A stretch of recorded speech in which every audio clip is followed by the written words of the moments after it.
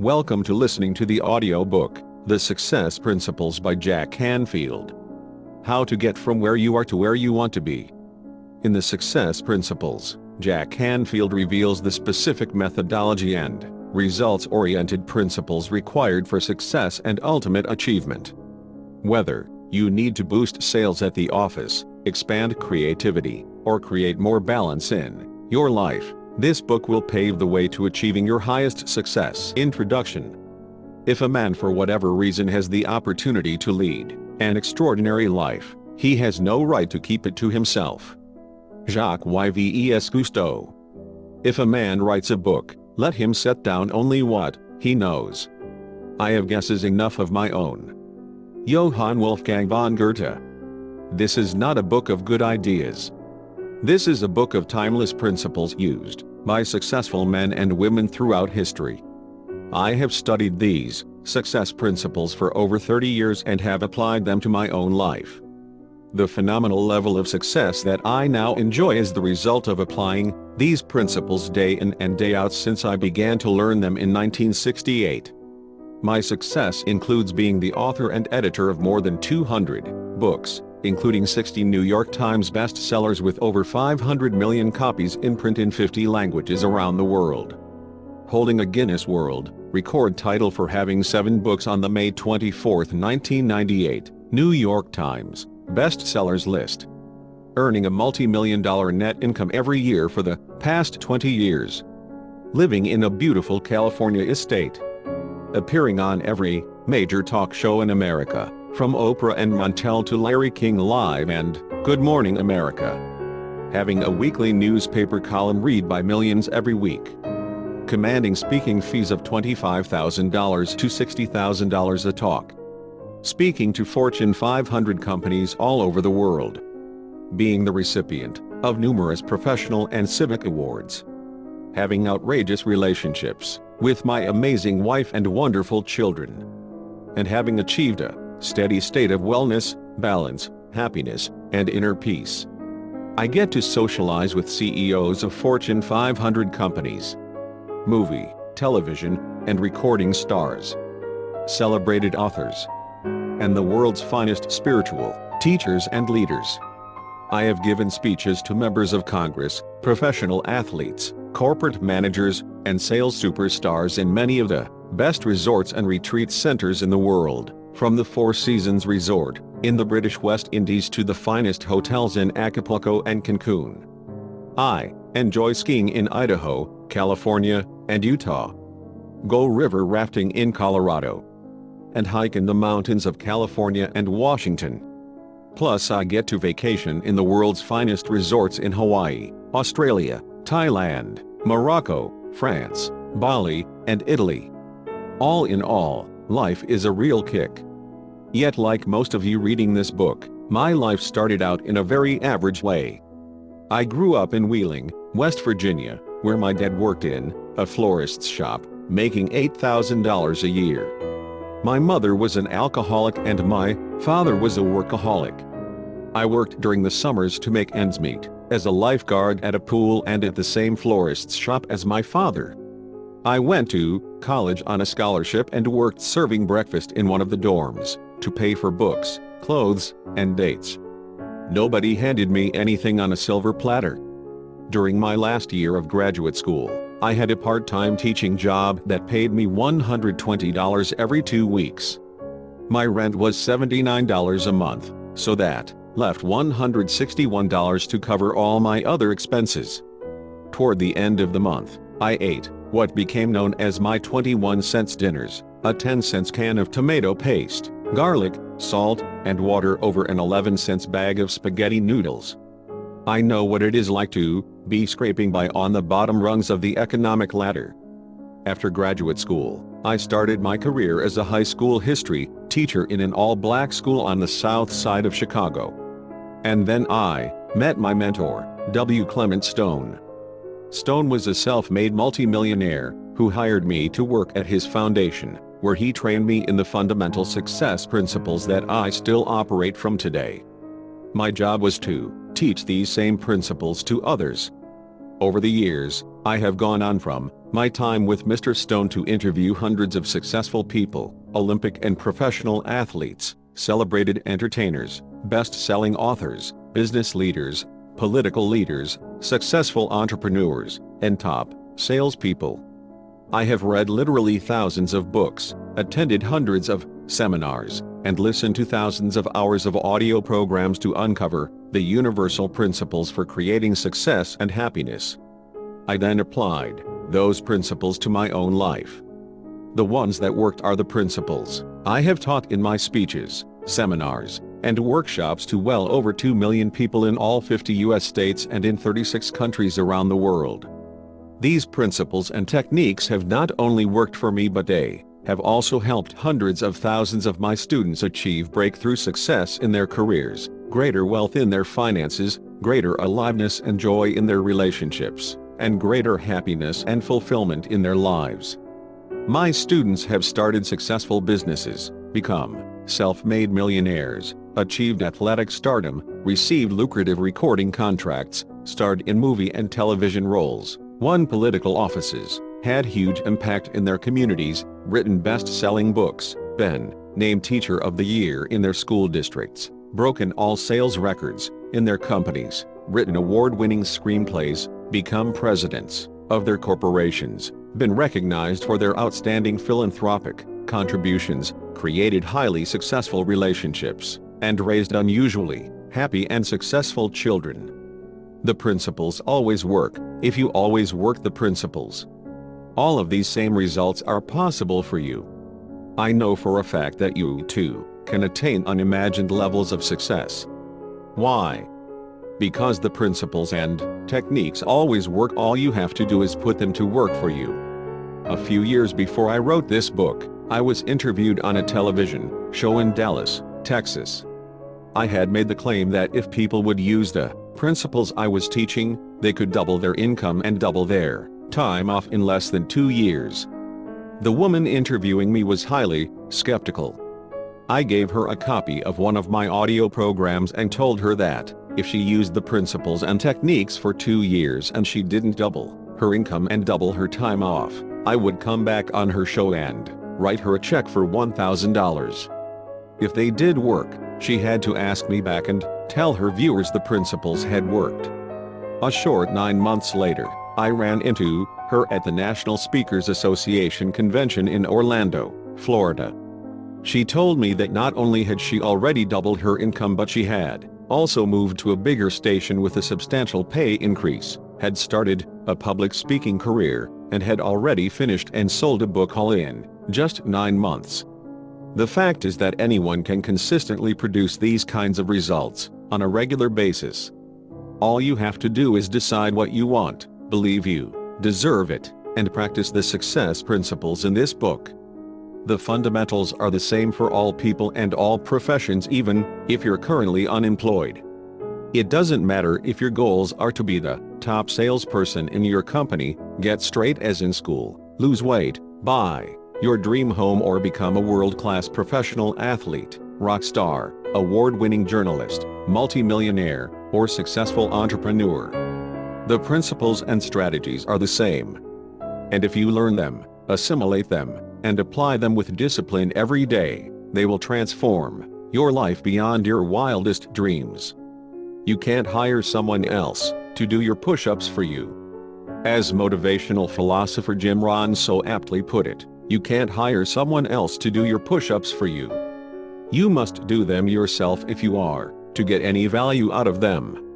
Whether it is exercising, meditating, reading, studying, learning a new language, creating a mastermind group, setting measurable goals, visualizing success, repeating affirmations, or practicing a new skill, you are going to have to do it.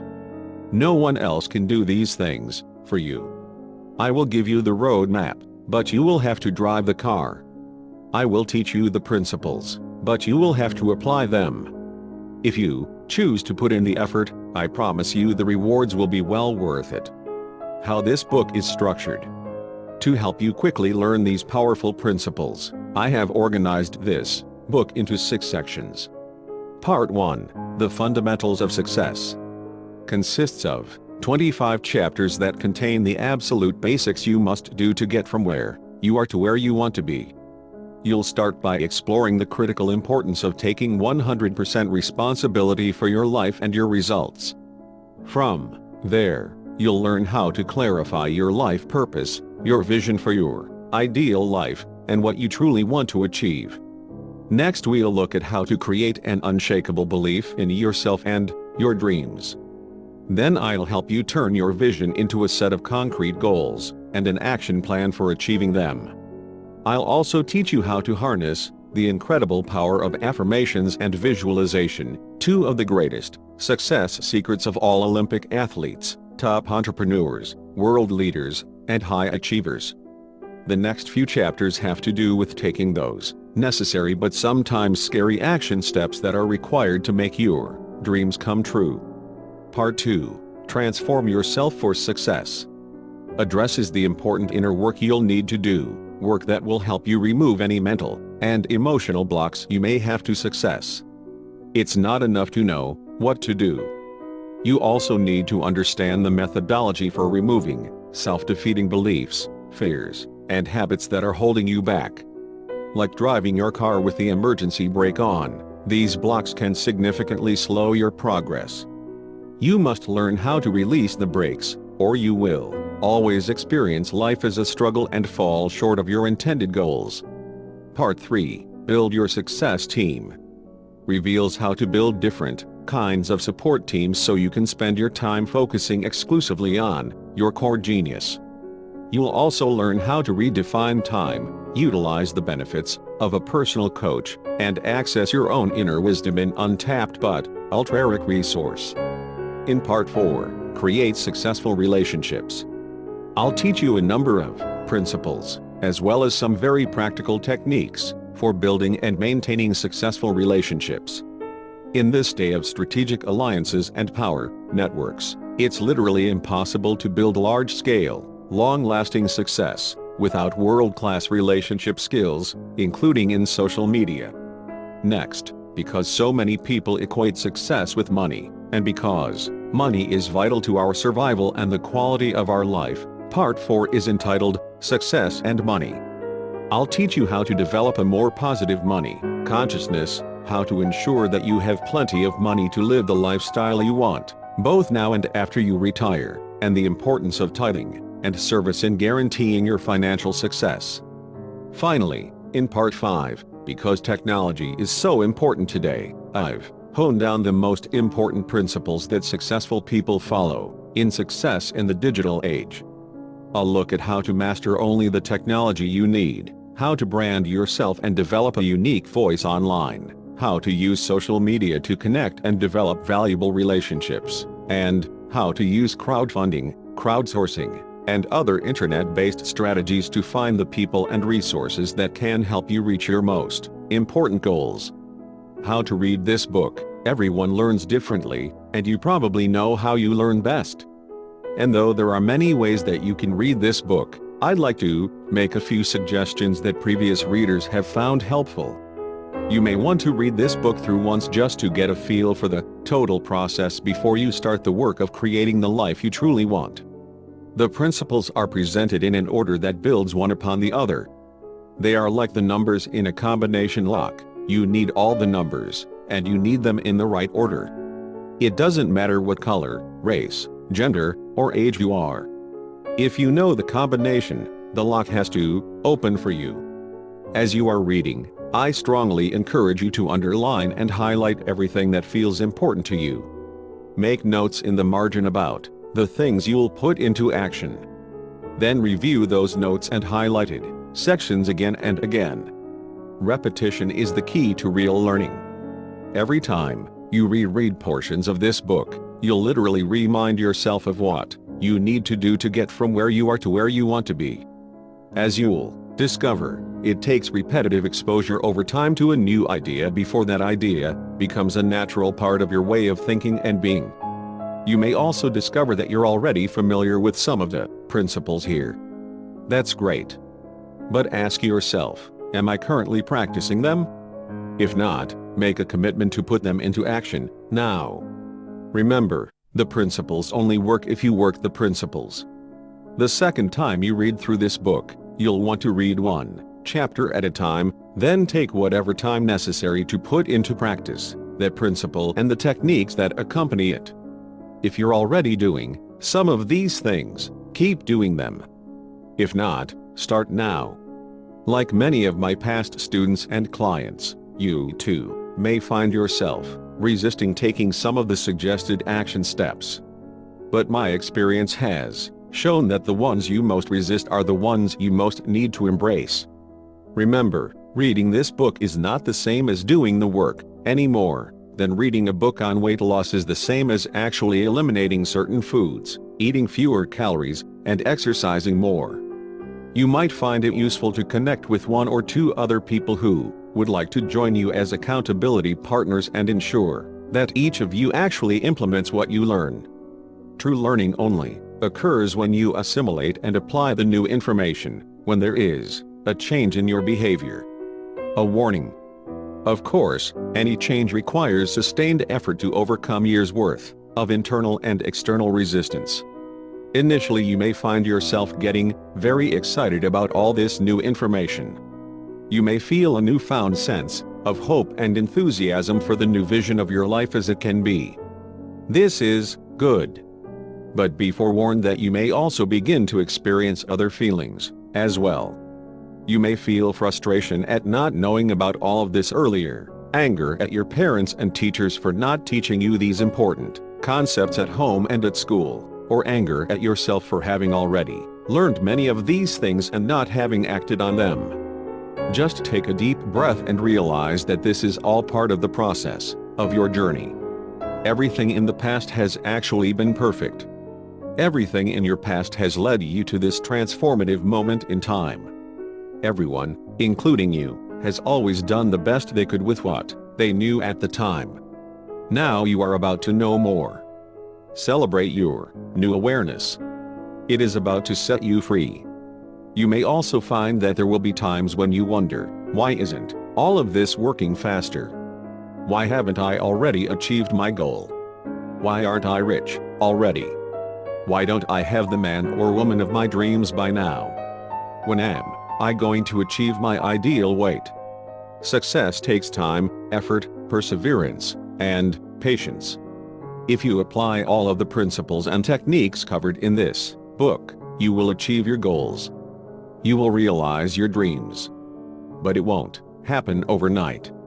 Finally, it's natural in the pursuit of any goal to come upon obstacles, to feel temporarily stuck on a plateau. This is normal. Anyone who has ever played a musical instrument, participated in a sport, or practiced a martial art knows that you hit plateaus where it seems as though you're making no progress whatsoever. That's when the uninitiated often quit, give up, drop out, or take up another instrument or sport. But the wise have discovered if they just keep practicing their instrument, sport, or martial art, or, in your case, the success principles in this book, eventually they make what feels like a sudden leap to a higher level of proficiency. Be patient. Hang in there. Don't give up. You will break through. I promise you, the principles always work. Okay, let's get started.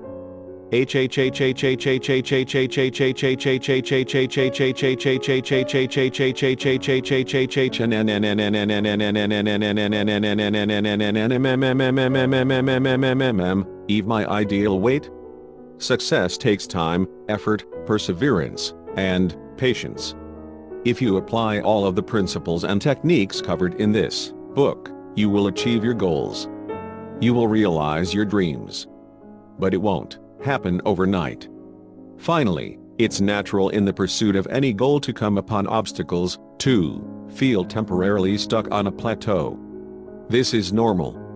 Anyone who has ever played a musical instrument, participated in a sport, or practiced a martial art knows that you hit plateaus where it seems as though you're making no progress whatsoever. That's when the uninitiated often quit, give up, drop out, or take up another instrument or sport.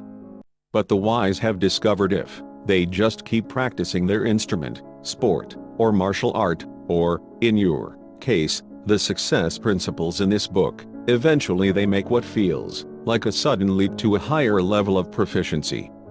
Be patient. Hang in there. Don't give up. You will break through. I promise you, the principles always work. Principle 1. Take 100% responsibility for your life. You must take personal responsibility. You cannot change the circumstances, the seasons, or the wind, but you can change yourself. Jim Rohn. One of the most pervasive myths in the American culture today is that we are entitled to a great life, that somehow, somewhere, someone, certainly not us, is responsible for filling our lives with continual happiness, exciting career options, nurturing family time, and blissful personal relationships, simply because we exist. But the real truth, and the one lesson this whole book is based on, is that there is only one person responsible for the quality of the life you live. That person is you. If you want to be successful, you have to take 100% responsibility for everything that you experience in your life. This includes the level of your achievements, the results you produce, the quality of your relationships, the state of your health and physical fitness, your income, your debts, your feelings, everything. This is not easy. In fact, most of us have been conditioned to blame something outside of ourselves for the parts of our life we don't like. We blame our parents, our bosses, our friends, our co-workers, our spouse, the weather, the economy, the government, our astrological chart, our lack of money, or anything we can pin the blame on. We never want to look at where the real problem is, ourselves. There is a wonderful story told about a man who is out walking one night and comes upon another man down on his knees looking for something under a street lamp. The passerby inquires as to what the other man is looking for. He answers that he is looking for his lost key. The passerby offers to help and gets down on his knees and helps him search for the key. After an hour of fruitless searching, he says, "We've looked everywhere for it and we haven't found it. Are you sure that you lost it here?" The other man replies, "No, I lost it in my house, but there is more light out here under the street lamp." It is time to stop looking outside yourself for the answers to why you haven't created the life and results you want, for it is you who creates the quality of the life you lead and the results you produce. You, no one else. To achieve major success in life, to achieve those things that are most important to you, you must assume 100% responsibility for your life. Nothing less will do. 100% responsibility for everything. As I mentioned in the introduction, when I was only 1 year out of graduate school, I had the good fortune to work for W. Clement Stone. He was a self-made multimillionaire worth $600 million at the time. Stone was also America's premier success guru. He was the publisher of Success magazine, author of The Success System That Never Fails, and co-author with Napoleon Hill of Success Through a Positive Mental Attitude. When I was completing my first week's orientation, Mr. Stone asked me if I took 100% responsibility for my life. "I think so," I responded. "This is a yes or no question, young man. You either do or you don't." "Well, I guess I'm not sure." Have you ever blamed anyone for any circumstance in your life? Have you ever complained about anything? Oh yeah. I guess I have. Don't guess. Think. Yes, I have. Okay, then. That means you don't take 100% responsibility for your life. Taking 100% responsibility means you acknowledge that you create everything that happens to you. It means you understand that you are the cause of all of your experiences.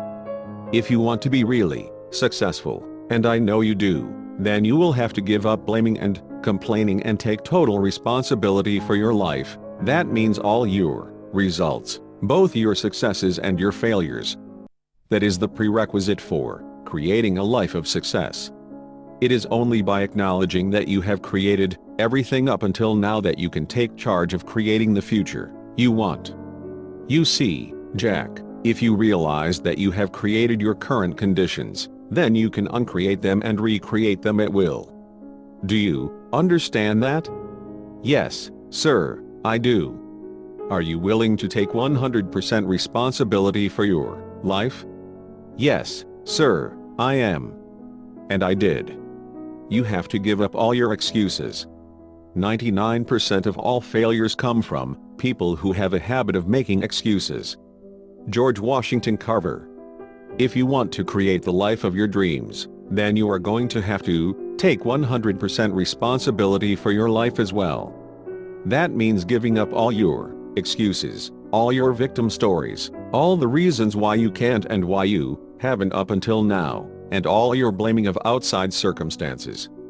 You have to give them all up forever. You have to take the position that you have always had the power to make it different, to get it right, to produce the desired result. For whatever reason, ignorance, lack of awareness, fear, needing to be right, the need to feel safe, you chose not to exercise that power. Who knows why? It doesn't matter. The past is the past. All that matters now is that from this point forward you choose. That's right, it's a choice to act as if you are 100% responsible for everything that does or doesn't happen to you. If something doesn't turn out as planned, you will ask yourself, how did I create that? What was I thinking? What were my beliefs? What did I say or not say? What did I do or not do to create that result? How did I get the other person to act that way? What do I need to do differently next time to get the result I want?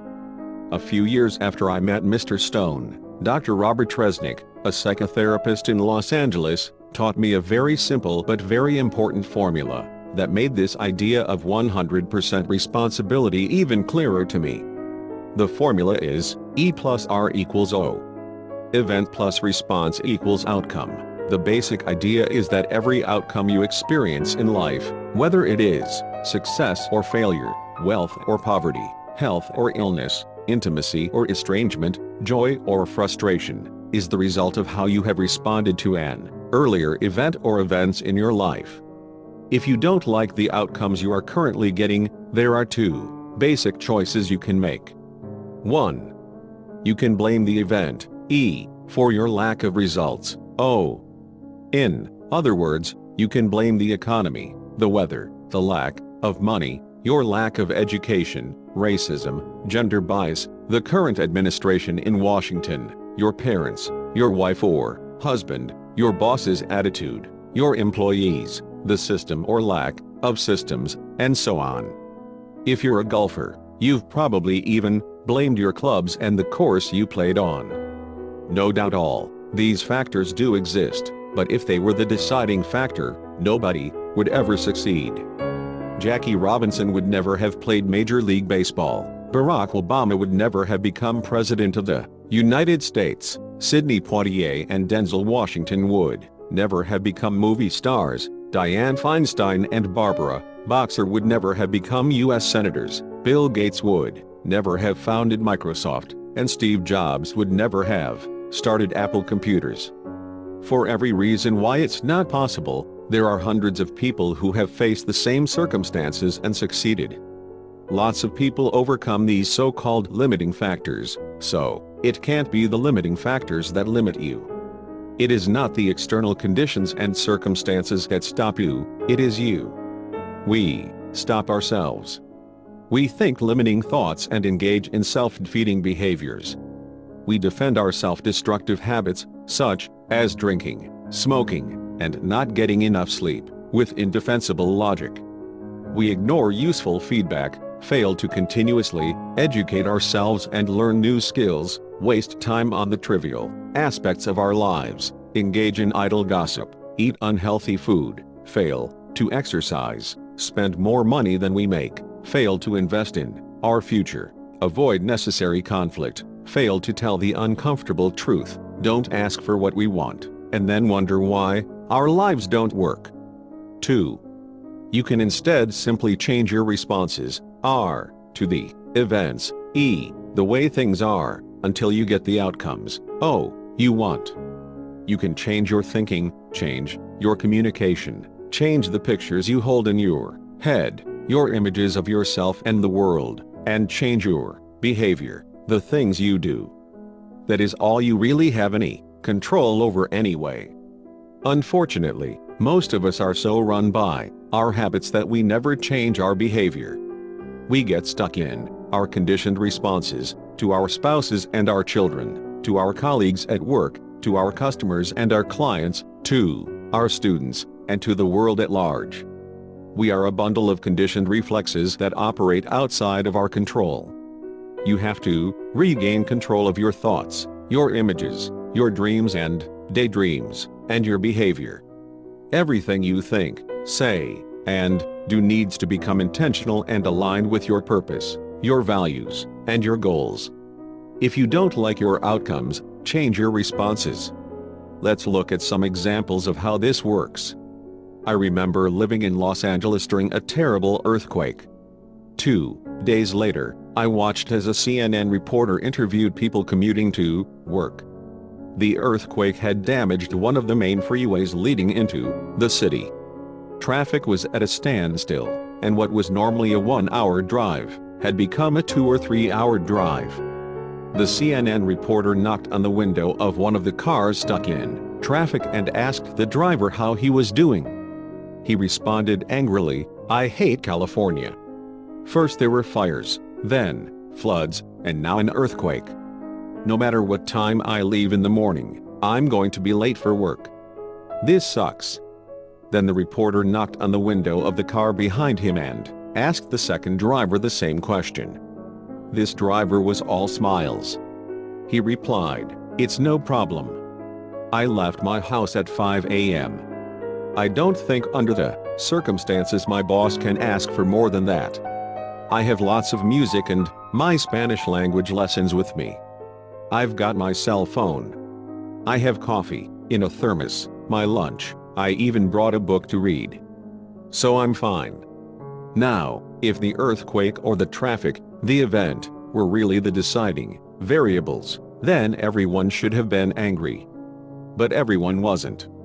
It was their individual response to the traffic that gave them their particular outcome.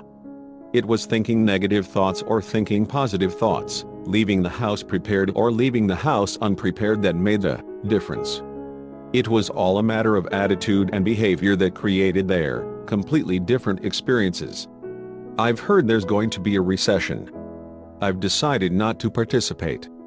A friend of mine owns a Lexus dealership in Southern California. When war in the Middle East broke out, people stopped coming in to buy Lexuses. My friend and his sales team knew that if they didn't change their response, R, to the event, E, of nobody coming into the showroom, they were going to slowly go out of business. Their normal response, R, would have been to continue placing ads in the newspaper and on the radio, then wait for people to come into the dealership. But that wasn't working. The outcome, they were getting was a steady decrease in sales. So they tried a number of new things.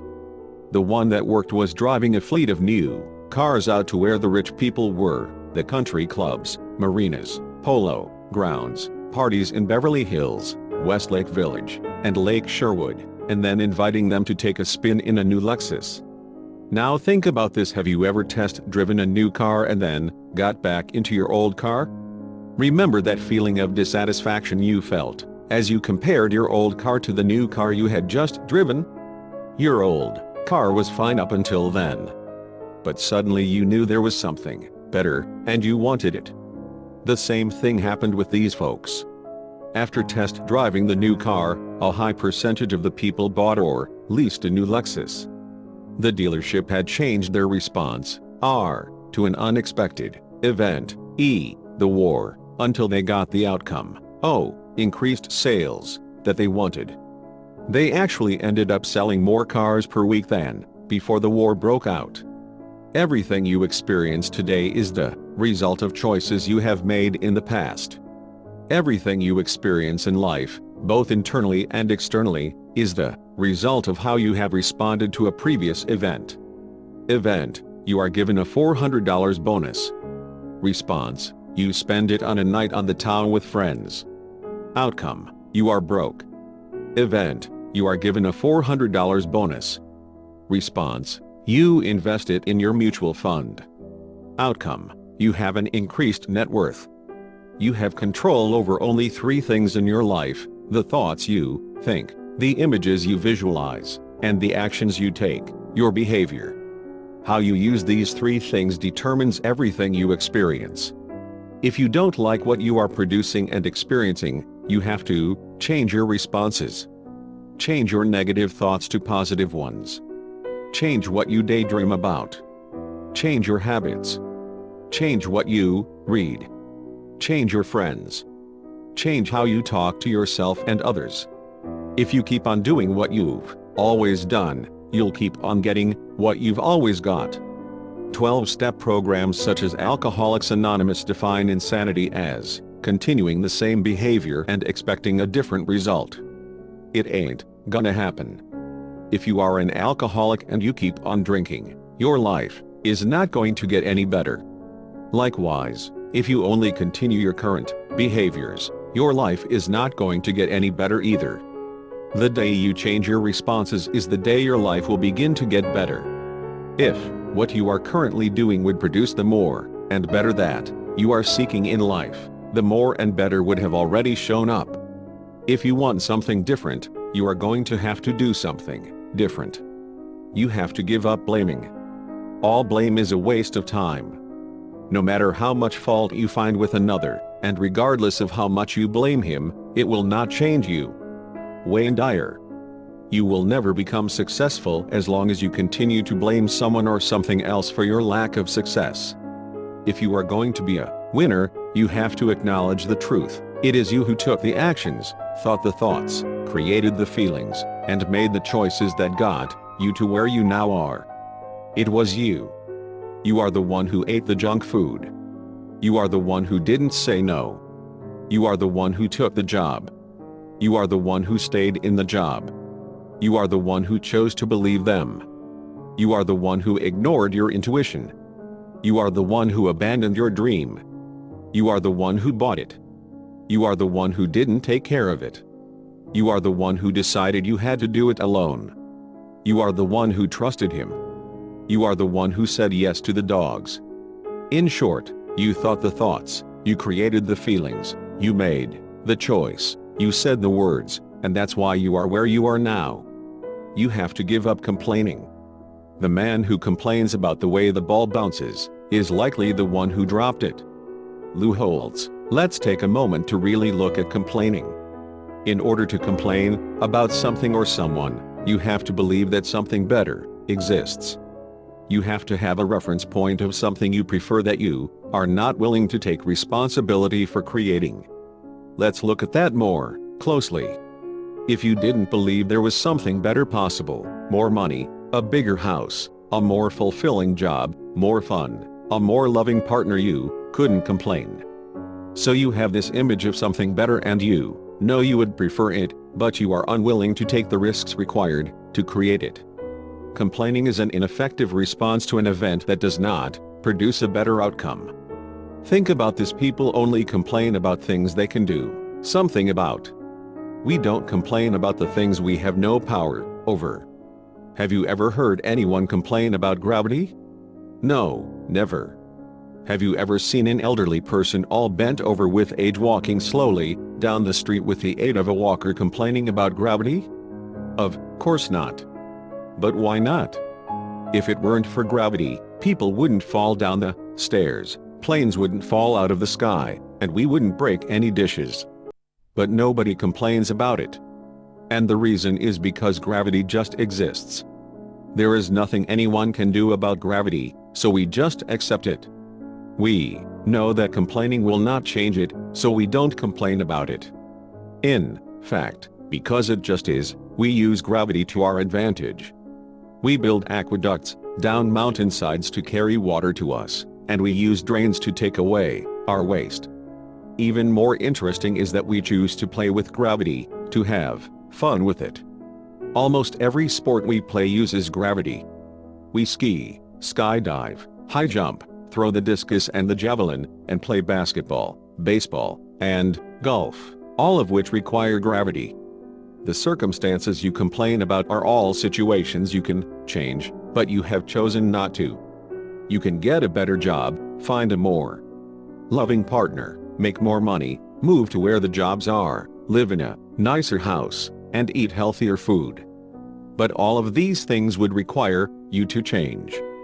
You could learn to cook healthier food. Say no in the face of peer pressure. Quit and find a better job. Take the time to conduct due diligence. Trust your own gut feelings. Go back to school to pursue your dream. Take better care of your possessions. Reach out for help. Ask others to assist you. Take a self-development class. Sell or give away the dogs. But why don't you simply do those things? It's because they involve risks. You run the risk of being unemployed, left alone, or ridiculed and judged by others. You run the risk of failure, confrontation, or being wrong. You run the risk of your mother, your neighbors, or your spouse disapproving of you. Making a change might take effort, money, and time. It might be uncomfortable, difficult, or confusing. And so, to avoid risking any of those uncomfortable feelings and experiences, you stay put and complain about it. As I stated before, complaining means you have a reference point for something better that you would prefer but that you are unwilling to take the risk of creating. Either accept that you are making the choice to stay where you are, take responsibility for your choice, and stop complaining, or take the risk of doing something new and different to create your life exactly the way you want it. If you want to get from where you are to where you want to be, of course you're going to have to take that risk. So make the decision to stop complaining, to stop spending time with complainers, and get on with creating the life of your dreams. Pete Carroll, the coach of the NFL's Seattle Seahawks football team, which won the 2014 Super Bowl, has 3 rules for his team. 1. Always protect the team. 2. No whining, no complaining, and no excuses. And 3. Be early. These are the rules of a Super Bowl championship team. They are worth adapting. The $2 game. Here's an exercise you can do in your home or your office. It's one we do in ours and in our seminars. Find a large jar or a fishbowl and label it no blaming, no complaints, no excuses. Every time you or someone in your group catches themselves blaming someone else, complaining about something, or making an excuse for their lack of results, the offender has to put $2 in the jar, not as punishment, but as a technique to deepen everyone's awareness that these behaviors have a cost. You're complaining to the wrong person. Have you ever noticed that people almost always complain to the wrong person, to someone who can't do anything about their complaint? They go to work and complain about their spouse. Then they come home and complain to their spouse about the people at work. Why? Because it's easier. It's less risky. It takes courage to tell your spouse that you are not happy with the way things are at home. It takes courage to ask for a behavioral change. It also takes courage to ask your boss to plan better so that you don't end up working every weekend. But only your boss can do anything about that. Your spouse can't. Learn to replace complaining with making requests and taking action that will achieve your desired outcomes. That is what successful people do. That is what works. If you find yourself in a situation you don't like, either work to make it better or leave. Do something to change it or get the heck out. Agree to work on the relationship or get a divorce. Work to improve working conditions or find a new job. Either way, you will get a change. As the old adage says, don't just sit there and complain, do something. And remember, it's up to you to make the change, to do something different. The world doesn't owe you anything. You have to create it. You either create or allow everything that happens to you. To be powerful, you need to take the position that you create or allow everything that happens to you. By create, I mean that you directly cause something to happen by your actions or inactions. If you walk up to a man in a bar who is bigger than you and has obviously been drinking for a long time, and say to him, "You are really ugly and stupid," and he jumps off the bar stool, hits you in the jaw, and you end up in the hospital, you created that. That's an easy to understand example. Here's one that may be harder to swallow. You work late every night. You come home tired and burned out. You eat dinner in a coma and then sit down in front of the television to watch a basketball game. You're too tired and stressed out to do anything else, like go for a walk or play with the kids. This goes on for years. Your wife asks you to talk to her.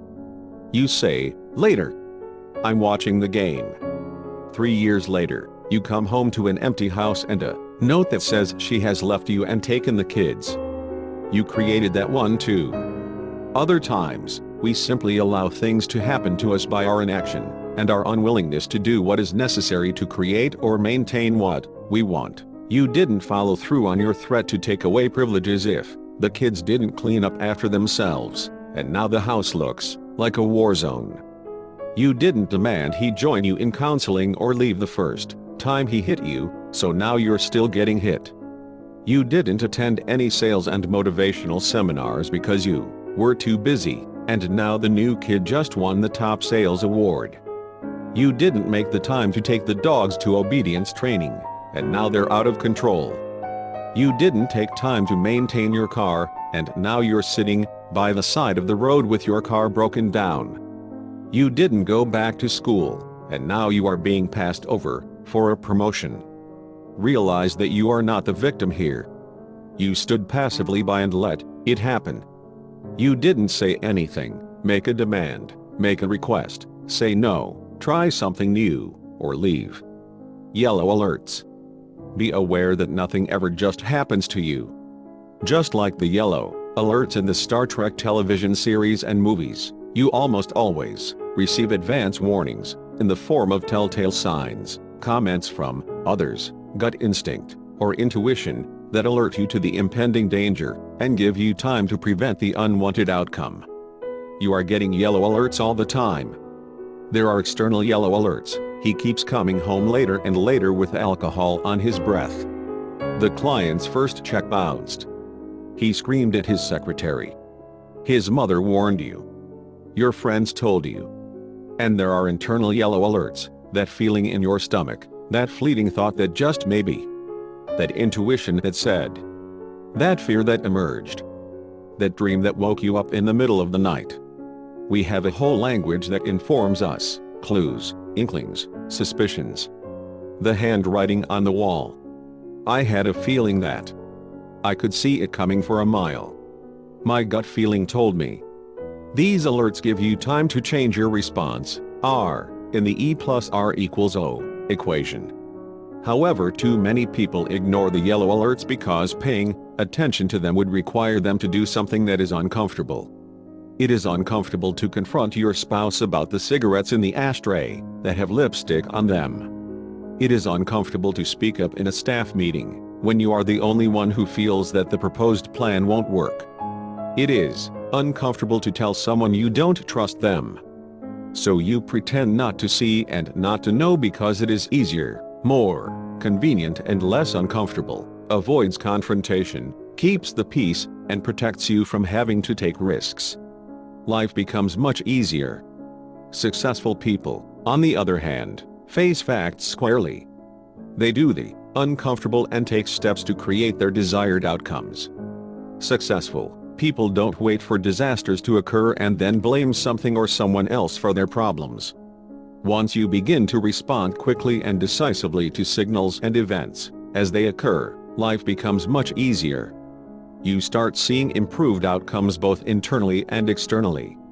Old internal self-talk such as "I feel like a victim," "I feel used," "Nothing ever seems to work out for me" is replaced with "I feel great," "I am in control," "I can make things happen." External outcomes such as "Nobody ever comes to our store," "We missed our quarterly goals," "People are complaining that our new product doesn't work are transformed into we have more money in the bank. I lead the division in sales. Our product is flying off the shelves. Simple isn't necessarily easy. Though this principle is simple, it is not necessarily easy to implement. It requires concentrated awareness, dedicated discipline, and a willingness to experiment and take risks. You have to be willing to pay attention to what you are doing and to the results you are producing. You have to ask yourself, your family, your friends, your colleagues, your managers, your teachers, your coaches, and your clients for feedback. Is what I'm doing working? Could I be doing it better? Is there something more I should be doing that I am not? Is there something I am doing that I should stop doing? How do you see me limiting myself? Don't be afraid to ask. Most people are afraid to ask for feedback about how they are doing because they are afraid of what they are going to hear. There is nothing to be afraid of. The truth is the truth. You are better off knowing the truth than not knowing it. And once you know, you can do something about it. You cannot improve your life, your relationships, your game, or your performance without feedback. Slow down and pay attention. Life will always give you feedback about the effects of your behavior if you will just pay attention. If your golf ball is always slicing to the right, if you're not making sales, if you're getting CS in all your college courses, if your children are mad at you, if your body is tired and weak, if your house is a mess, or if you're not happy, this is all feedback. It is telling you that something is wrong. This is the time to start paying attention to what is happening. Ask yourself, how am I creating or allowing this to happen? What am I doing that's working that I need to be doing more of? Should I do more practicing, meditating, delegating, trusting, listening, asking questions, keeping my eye on the ball, advertising, saying I love you, controlling my carbohydrate intake? Or, what am I doing that's not working? What do I need to be doing less of? Am I talking too much, watching too much television, spending too much money, eating too much sugar, drinking too much, being late too often, gossiping, putting other people down? You can also ask yourself, what am I not doing that I need to try and see if it works? Do I need to listen more, exercise, get more sleep, drink more water, ask for help, do more marketing, read, plan, communicate, delegate, follow through, hire a coach, volunteer, or be more appreciative?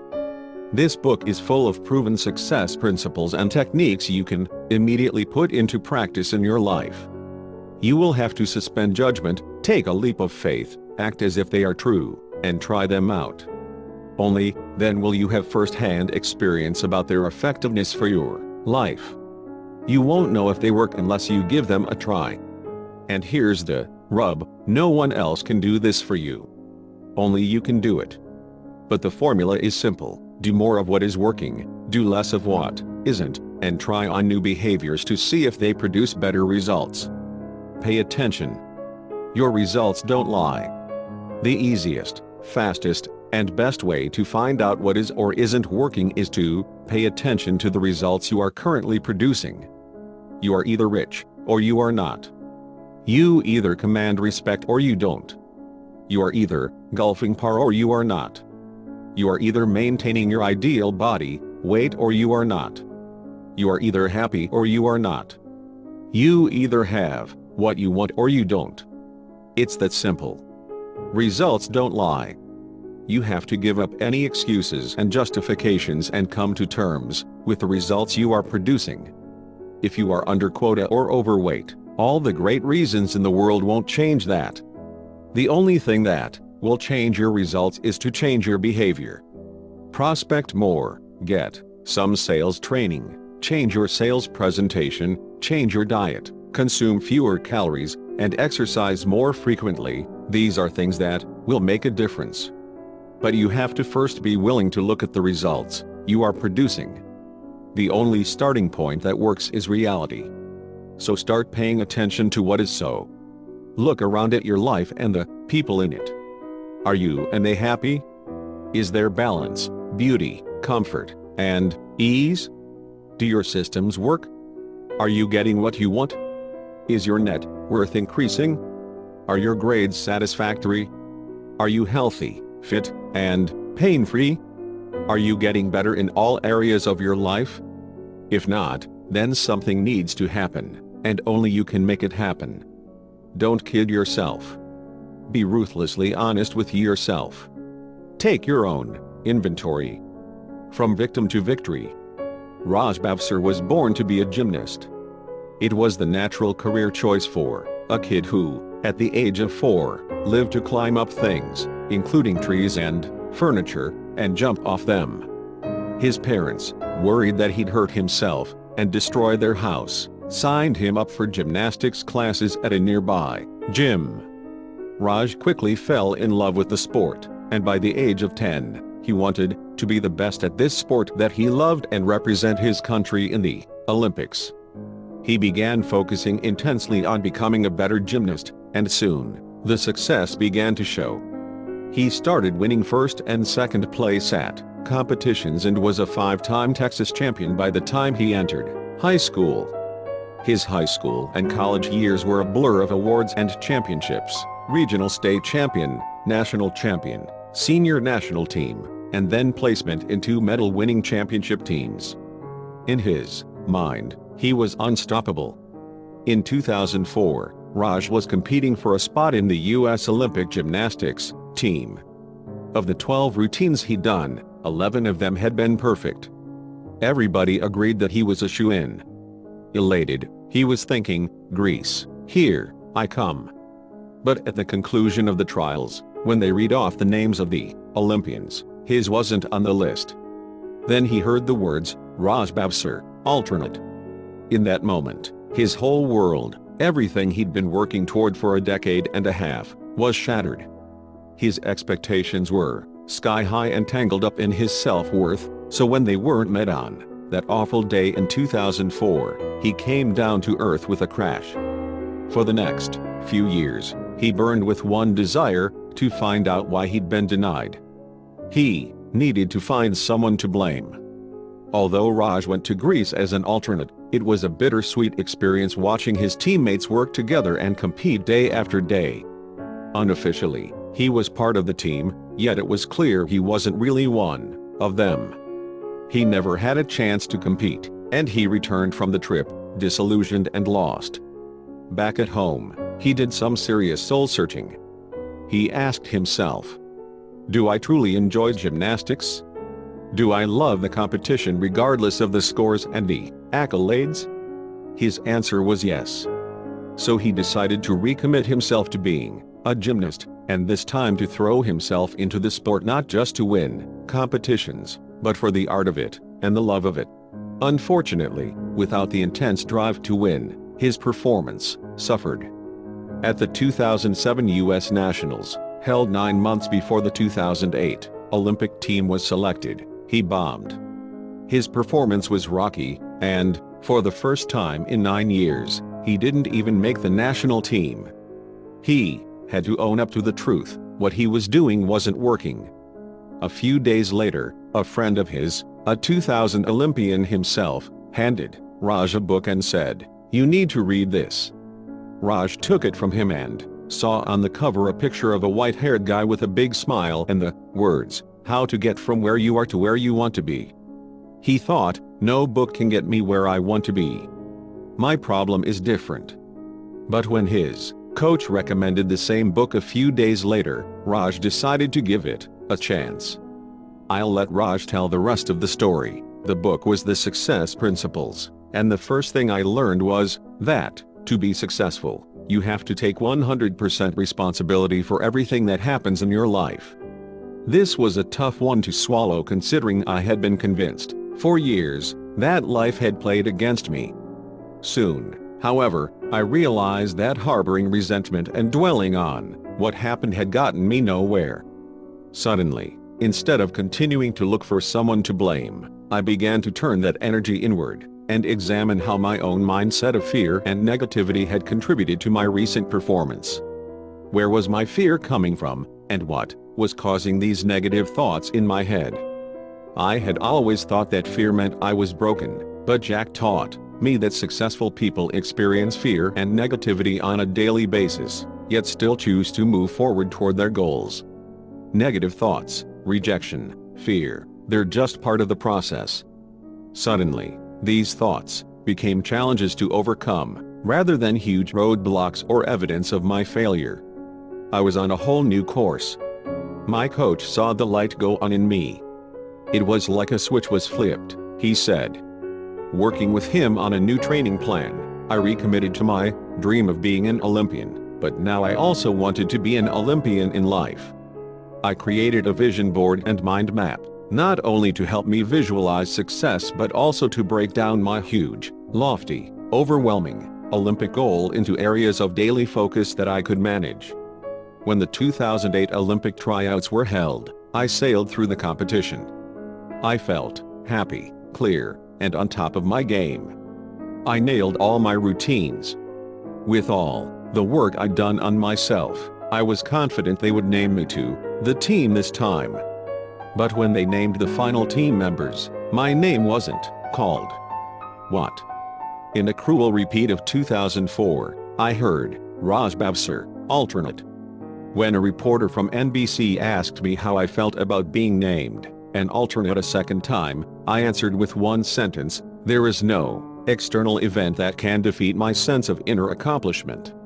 Still, I was honestly baffled that, after all I had done, my dream was still outside my grasp. While a part of me was ready to give up on being an Olympian, something inside me said, keep the dream alive. There's no way this is over. The next morning, I called the USA Gymnastics officials and reconfirmed that I'd be honored to be an alternate. For the next week, I trained hard and stayed ready. Then it was announced that Paul Ham, the 2004 Olympic gold medalist and a member of the Olympic team for 2008, had made the decision to withdraw due to injuries. The committee would decide which one of the three alternates would be chosen to replace him. Waiting for the decision was probably the most excruciating, yet exciting, 24 hours of my entire life. The next day at the gym, my coach, my sports performance counselor, and I were on the phone to USA Gymnastics when the president of the organization came on the line to give us the official announcement. As he started his announcement, saying how happy they were about the decision and on, inside I was begging, just say the name. Is it me or not? At this time, he finally said, we'd like to announce the new member of the 2008 Olympic team, Raj Bavsar. With a shout, Raj fell to his knees. Then, smiling and crying at the same time, he stood up and hugged his coach. He hugged his counselor. He hugged everyone. But Raj also knew the road ahead would be difficult. With Paul Ham out, not a single member of the team had any Olympic experience. Sports, media, even people in the gymnastics community had written off the team, doubting they could make it into the finals. That was when Raj committed to doing whatever he could to keep their outlook positive. The night before the competition, he assembled all 6 team members and urged them to commit to caring for one another as human beings first, athletes second. In that moment, each knew that his teammates had his back. The next morning, the team walked onto the competition floor, with their heads held high and, in a stunning upset, with the entire arena chanting USA! USA! Raj and his teammates edged out the Germans to win the Olympic bronze medal. Principle 2. Be clear why you're here. Decide upon your major definite purpose in life, and then organize all your activities around it. Brian Tracy.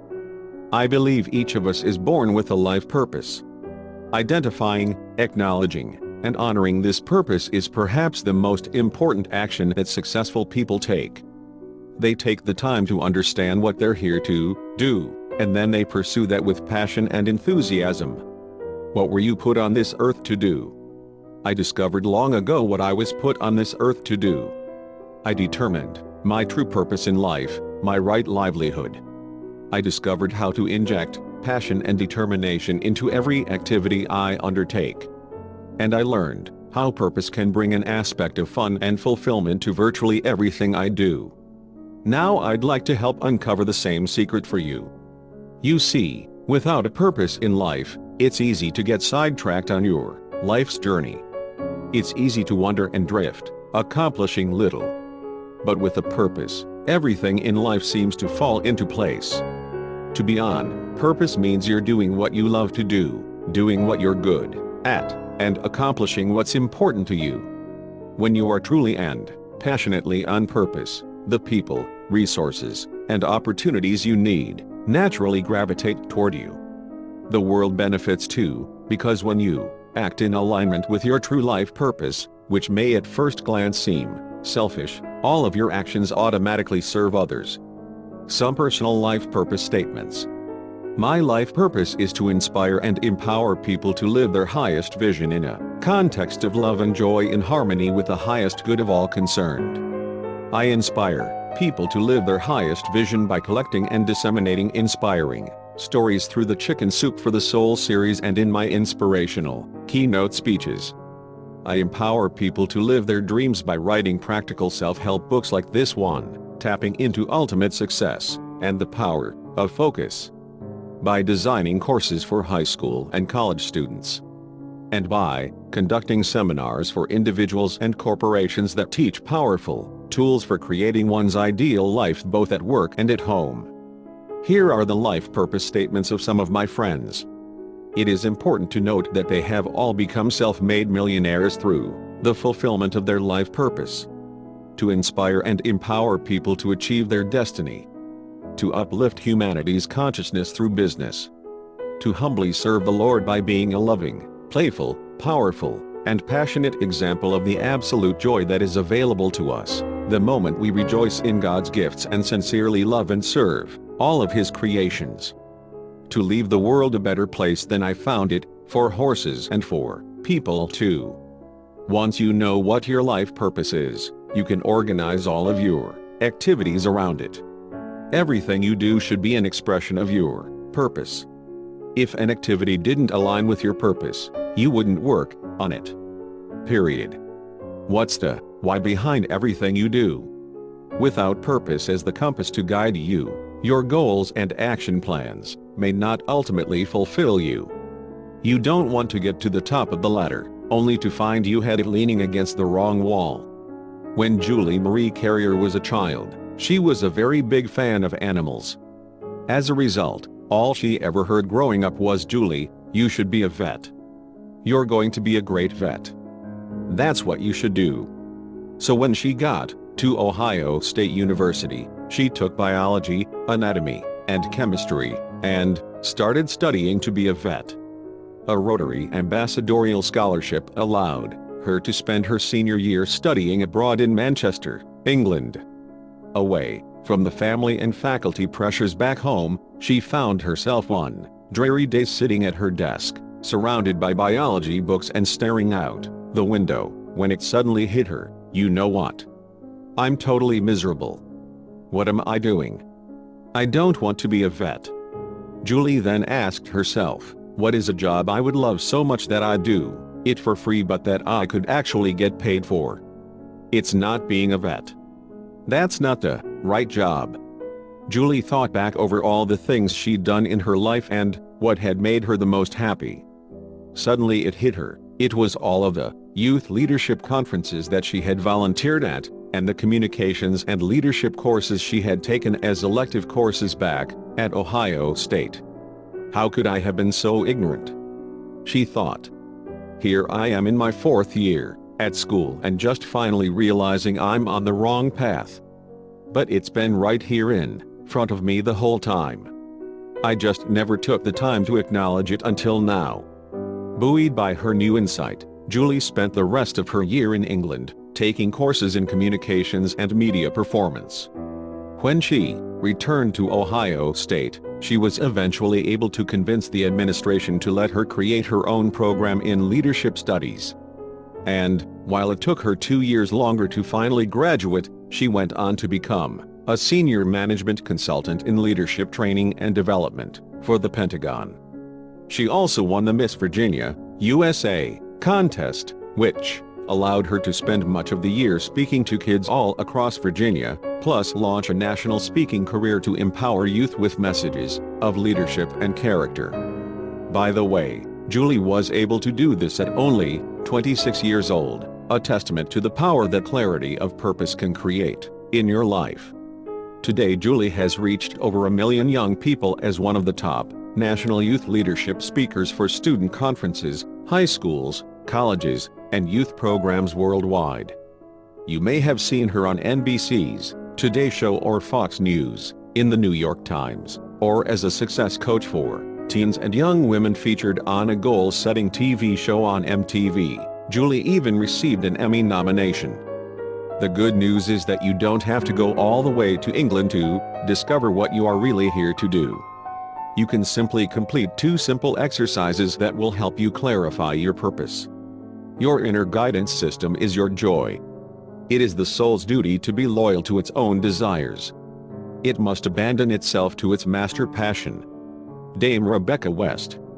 You were born with an inner guidance system that tells you when you are on or off purpose by the amount of joy you are experiencing. The things that bring you the greatest joy are in alignment with your purpose. To begin to home in on your purpose, here are a couple of exercises. The first is to make a list of the times you have felt most joyful and alive. What are the common elements of these experiences? Can you figure out a way to make a living doing these things? Pat Williams is the senior vice president of the NBA's Orlando Magic basketball team. He has also written more than 70 books and is a professional speaker. When I asked him what he felt the greatest secret to success was, he replied, "Figure out what you love to do as young as you can, and then organize your life around figuring out how to make a living at it." For young Pat, it was sports, more specifically, baseball. When his father took him to his first baseball game in Philadelphia, he fell in love with the game. He learned to read by reading the sports section of the New York Times. He knew he wanted to grow up and have a career in sports. He devoted almost every waking moment to it. He collected baseball cards, played sports, and wrote a sports column for the school newspaper. Pat went on to have a career in the front office of the Philadelphia Phillies baseball team, then with the Philadelphia 76ers basketball team. When the NBA considered granting an expansion team franchise to Orlando, Pat was there to lead the fight. Now in his 70s, Pat has enjoyed 50+ years doing what he loves, and he has enjoyed every minute of it. Once you are clear about what brings you the greatest joy, you will have a major insight into your purpose. The second exercise is a simple but powerful way to create a compelling statement of your life purpose that can guide your behavior. Staying on purpose. Once you have determined and written down your life purpose, read it every day, preferably in the morning. If you are artistic or strongly visual by nature, you may want to draw or paint a symbol or picture that represents your life purpose and then hang it somewhere, on the refrigerator, opposite your desk, near your bed, where you will see it every day. This will keep you focused on your purpose. As you move forward in the next few chapters to define your vision and your goals, make sure they are aligned with and serve to fulfill your purpose. Another approach to clarifying your purpose is to set aside some time for quiet reflection, using meditation to inquire within. See Principle 47. After you become relaxed and enter into a state of deep self-love and peacefulness, ask yourself, what is my purpose for living? Or what is my unique role in the universe? Allow the answer to simply come to you. Let it be as expansive as you can imagine. The words that come need not be flowery or poetic. What is important is how inspired the words make you feel. If you really want to go deep with this exercise, you can do 2 more exercises we do in my Breakthrough to Success training. The first is the passion test. It is a sample exercise you can go through alone or with a partner. The process can be found in the book The Passion Test by Janet and Chris Atwood, Plume, 2008. The other exercise which many people find to be the most powerful, is the Life Purpose Guided Visualization, part of my Awakening Power set of meditations on CD.